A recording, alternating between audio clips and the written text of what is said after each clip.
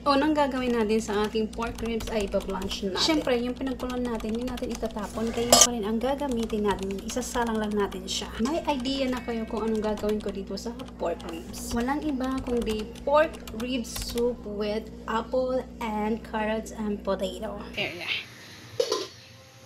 Kumukulo na siya. Para all. Pares lang din yan. So, para special ang ating soup na pork ribs, gusto kong mag-add ng apple. We have a lots of apple, mga dear. Kahit isa lang, pwede na yan.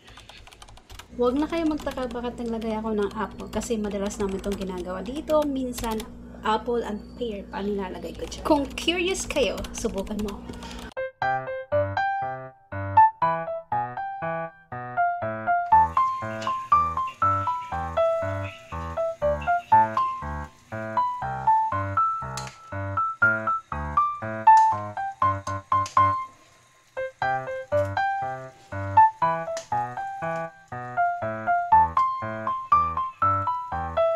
Tamad talaga ako mag-voice over. Bakit wala naman akong sasabihin? Kaya thank you so much for watching. Bye! Ciao!